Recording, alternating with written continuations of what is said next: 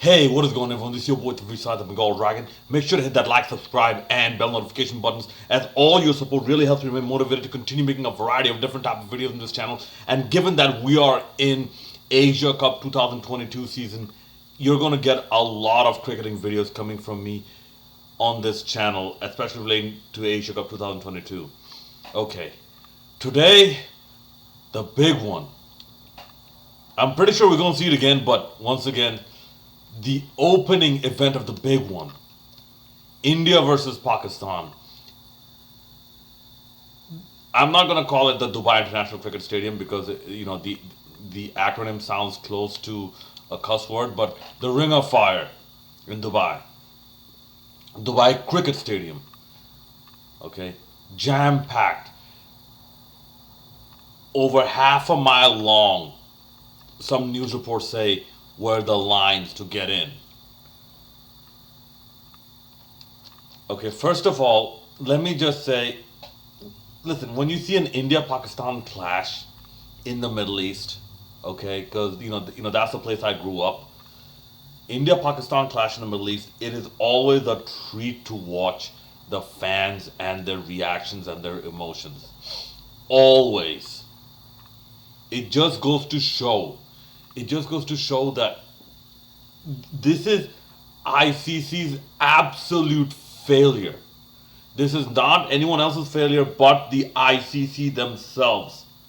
That they have one of the worst marketing planners or strategists or whatever you call it in the history of world sports, in all of world sports, the big world sports, where you have a fact that worldwide you will not find a place where there are Indians and there are no Pakistanis, or there are Pakistanis and there are no Indians. Okay, and all of them are passionate about their sport. All of them are passionate about cricket, or for the most part. Okay, listen, you hold India versus Pakistan in the International Space Station. Okay, believe me, you will find fans. Okay, finding a way to just piggyback off SpaceX rockets, okay, piggyback off obsolete Soviet era Soyuz rockets, just to watch the match, okay, if it's possible. They're that passionate, they're that much ready to spend their money, that much of a marketing opportunity is there, that much of opportunity is there to grow the sport. And how many India-Pakistan matches have we seen in the United States? How many India-Pakistan matches have we seen in Canada? How many India-Pakistan matches have we seen anywhere in, let's say, parts of Europe which are not in the UK? This goes to show the absolute failure of ICC's marketing, that they did not manage to exploit the popularity of India-Pakistan matches to grow the sport. This is their failure. And they did not find the revenue to actually facilitate this opportunity. Anyways, getting to today's match. First of all, what a match. Listen, I was following it through choppy audio commentary because here even the audio commentary was difficult to come by. I found some clowns on some Z TV news hype media, so just some nonsense name where all they're doing is playing pretend cricket, and they're jumping up and down every time something good happens with with India, and constantly talking over each other. It's like someone paid them 1,000 rupees each per hour to basically be hype artists. I'm like, the difference between radio commentary and hype artists. Okay. But you could feel the tension even through the muted ESPN Cricinfo live updates. The tension that was that prominent even through the World Wide Web. Okay? Because you never know what's going to happen. Pakistan batted first. Babar Azam went early, and at that point he thought, like, the average mind thought that, okay, there's nothing much Pakistan can do. But you forget this is an India Pakistan rivalry, and you forget in an India Pakistan rivalry, the best of both sides usually tend to come out. More so, actually, for Pakistan than for India, because Pakistan have much more of a point to prove that that thing that happened in 2019 or 20, the ICC World Cup. I believe it was last year or something like that. Okay, like, good lord, there's so many T20 World Cups. I lose track. Okay, that happened a while ago. Okay, that's not now.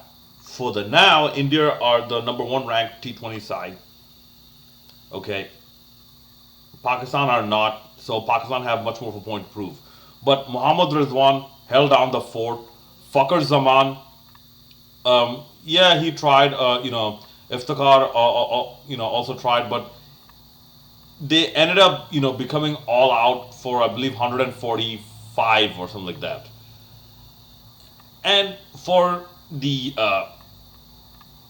Indian bowlers, I kept telling people since 2012, Bhuvneshwar Kumar is a very good bowler because he can late swing the ball. If he just gets his line and length right, he is one of the most dangerous bowlers you can face. And today he showed that by getting 4 wickets. Okay, Arshdeep Singh, also bowled well. Hardik Pandya also bowled very well. Avish Khan also he bowled well enough. And all these four people, like all the four people, they have been recently active in the international circuit. Yeah, Hardik Pandya, well, I think for the West Indies series, I think he might have been out, like, with an injury or being rested or something. But the Pacers actually, like, they exploited the conditions and they bowled very, very well. And that's what basically broke the back of a Pakistani recovery. Like, they didn't necessarily collapse, but the pressure was still telling. And Pakistan fell maybe 15 runs short. Okay, and even look at the number of extras. And I'm going somewhere with this. Look at the number of extras. India only gave 5 extras. Okay.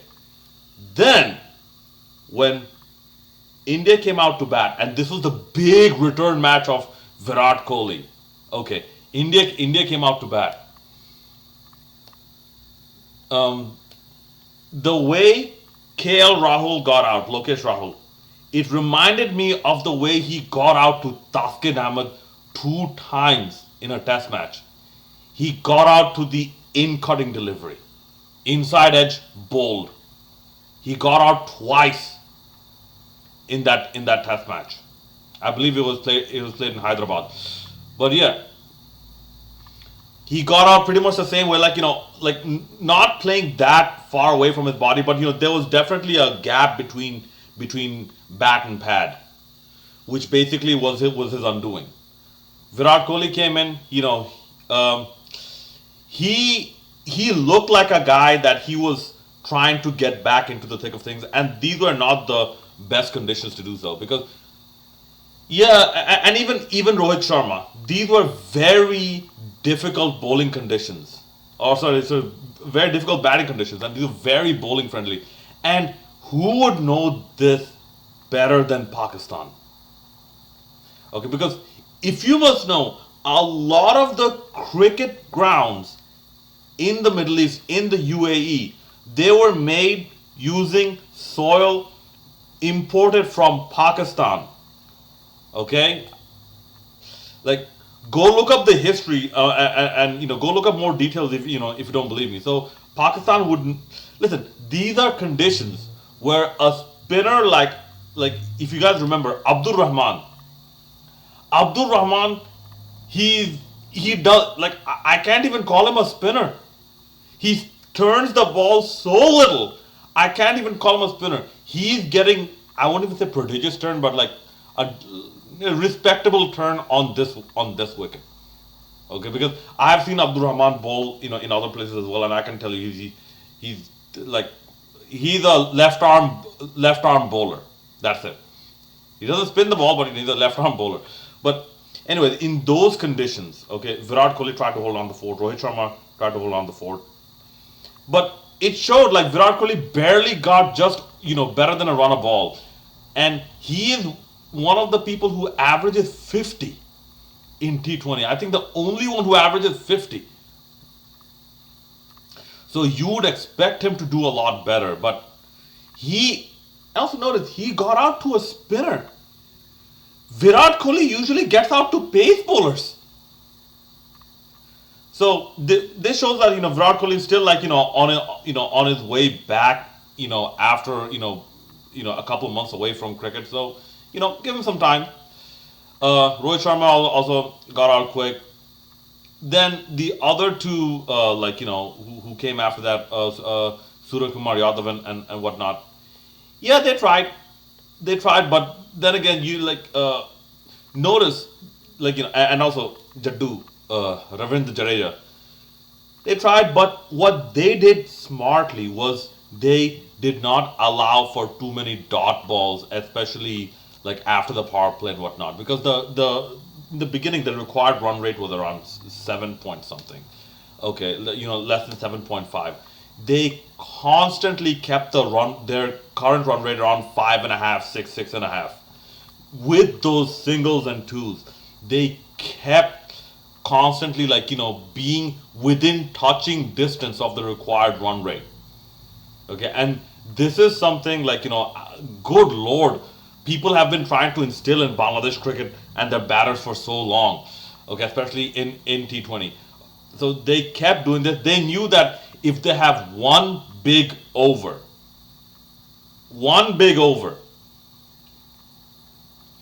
that will basically ease all the tensions, because if they stay within touching distance of the required run rate, the pressure will constantly be on Pakistani bowlers, constantly for the entire innings.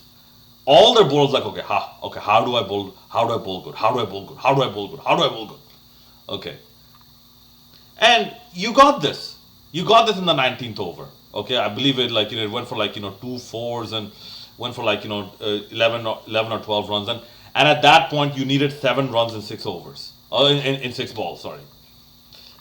And the first delivery, Mohammad Rizwan got a wicket. Okay, second delivery I think was a dot ball, or was a single. I think third delivery was a dot ball, and the fourth delivery Hardik Pandya hit it for a 6. And that's the game right there. But still, just that tension, it was like it was really heart pounding, really, because I was like, okay, what's the next update gonna be? Is it gonna be a dot ball? Is it gonna be a 4? Is it gonna be a 6? Is it gonna be a wicket? So yeah, very very close match. Watching the highlights as well, the TV commentators were excited. Obviously, they're paid to be semi-hype artists, anyways. The crowd was absolutely over the roof, and yeah, you got I believe one of the first times you got a Bangladeshi umpire as well. So I think he did well enough as well. But looking at the number of extras, I told you I'd get back to the number of extras. Pakistan gave away 14 extras. India only gave away 5. Now, in such a close match, and also you had a couple of misfields and drop catches in in the Pakistani bowling innings.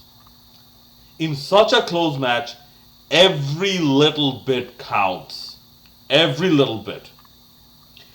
And I don't necessarily blame Pakistani bowlers this much, because see, notice the experience difference between the Indian bowling and the Pakistani bowling. Okay, for Pakistan, Shaheen Shah Afridi was out. Then you had some of the people who got out, and who came in, you had Haris Rauf came in,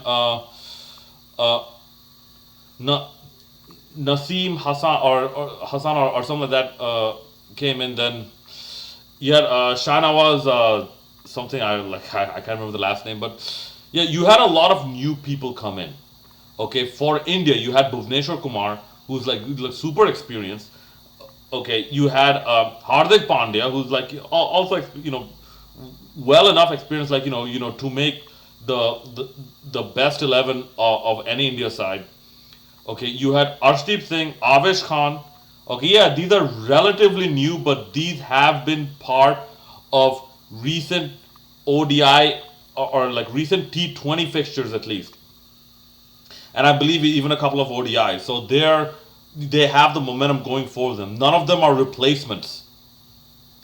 So the bowling inexperience, I would say, is what let Pakistan uh, let this match slip. I won't say let them down. Let this match slip, because by God, this was such an entertaining match.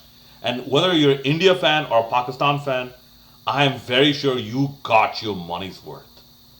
All right. Well, commiserations to Pakistan. Congratulations to India. And to the rest of you, please let me know what you thought about this match in the comment section below. And as always, hit that like, subscribe, and bell notification buttons. If you see a different video pop up with a suggestion, please do check that out as well. It's your boy Tanvir Saad, the Bengal Dragon, signing out.